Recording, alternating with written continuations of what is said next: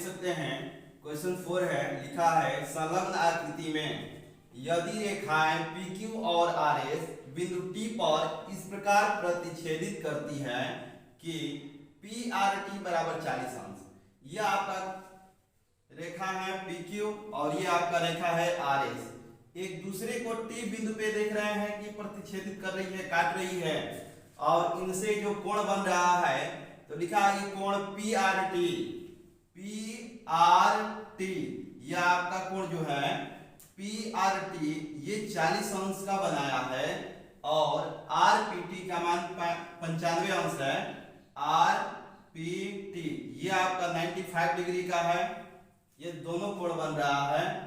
और TSQ ये आपका T है S और Q, ये कोण 75 अंश का बन गया है। तो क्वेश्चन कह रहा है कि SQT ज्ञात कीजिए। SQT ये आपका यही फाइंड करना है। तो सबसे पहले हम लोग ज्ञात लिखेंगे। ज्ञात में लिखा है कि कोण PRT बराबर 40 अंश, कोण RPT बराबर 95 अंश, और यह आपका TSQ कोण TSQ बराबर 75 डिग्री 75 अंश दिया है। और ज्ञात करना है, लिखेंगे कि ज्ञात करना है SQT कोण SQT, यही हमको ज्ञात करना है क्वेश्चन मार्क। अब हम इसको हल करेंगे।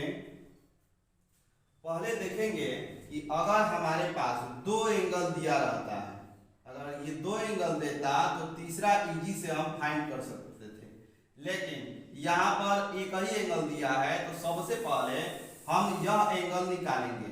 तो इस त्रिभुज में हम अगर लेंगे तो दो एंगल दिया है तो तीसरा जैसे ही निकालेंगे तो यह हमारा जितना आएगा यह एंगल भी उतना ही आएगा, क्योंकि हम जानते हैं कि जब दो रेखाएं एक दूसरे को प्रतिच्छेदित करती हैं, ये प्रतिच्छेदित कर भी रही हैं, तो जो शीर्षाभिमुख कोण होगा ये आपस में बराबर होगा।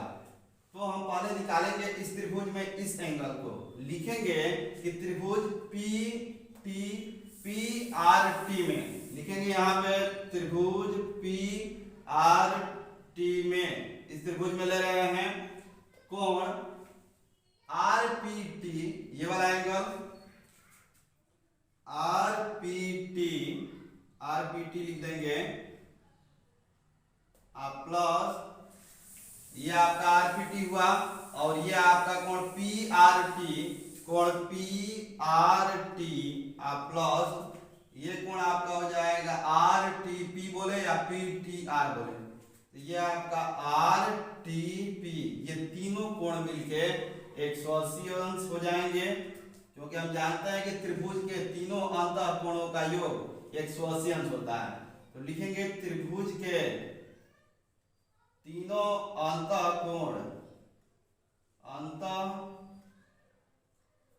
कोणों का योग, इसमें आप लिख सकते हैं, ऐसे समझ में भी आएगा कि तीनों अंतः कोणों का योग 180 अंश है, जिसमें RPT का मान आपका दिया है RPT 95 अंश, तो यहाँ 95 अंश लिखेंगे, और यहाँ आपका PRT 40 अंश है, तो यहाँ आप 40 लिख देंगे, और ये ऐसे ही छोड़ देंगे क्योंकि इसका मान नहीं दिया है।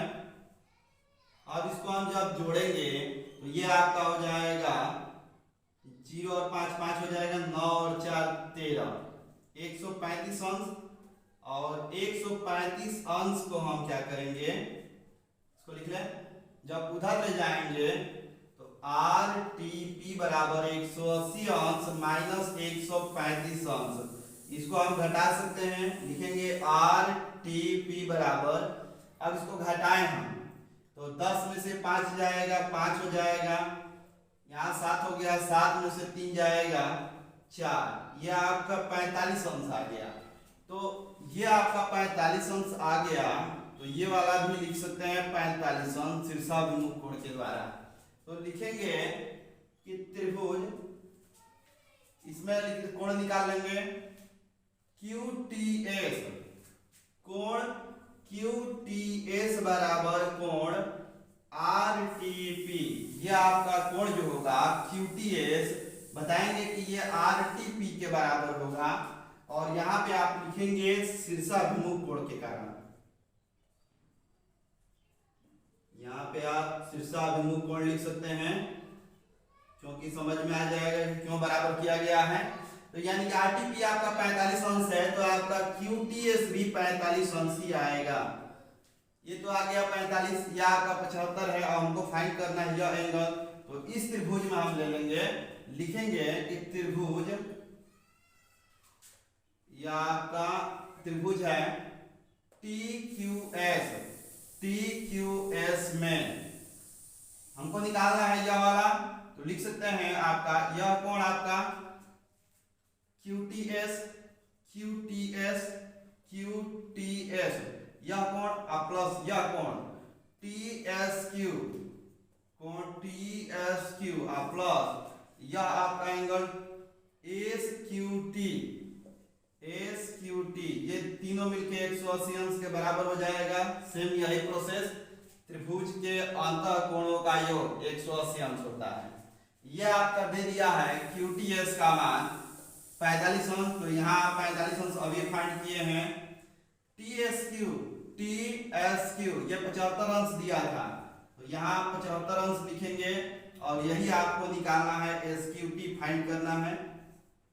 जब इसको जोड़ेंगे तो यह आपका आ जाएगा 5 और 5 10, 7 और 4 11 और 1 12, 120 अंश, प्लस कोण SQT बराबर 180 अंश। अब आप 120 को उस साइड में ले जाएंगे, तो यह आपका SQT बराबर 180 अंश माइनस 120 अंश, इसको घटा देंगे तो यह आपका हो जाएगा 60 अंश। और क्वेश्चन भी कह रहा है कि SQT फाइंड कीजिए, तो यह आपका क्वेश्चन कह रहा है कि SQT ज्ञात कीजिए। तो हमने निकाल दिया है SQT बराबर 60 अंश। फिर से एक बार हम लोग देख रहे हैं, पहले इस त्रिभुज में हम यह कोण निकालेंगे, क्योंकि यह कोण जब तक नहीं निकलेगा ये हमारा इक्वल नहीं होगा।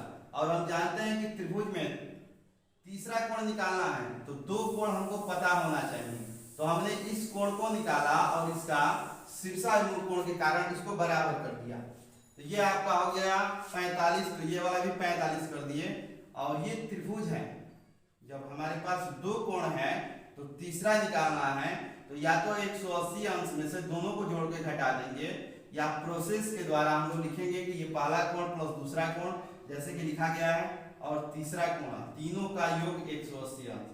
और इसका मान यहाँ पे हम पुट किए हैं, दोनों को जोड़े हैं, इतना आया है 120 को हम उस साइड ले गए हैं, तो माइनस में जब घटा दिए हैं तो ये आपका आंसर आ गया है 60 अंश। और इस तरह से ये क्वेश्चन भी समाप्त हो गया।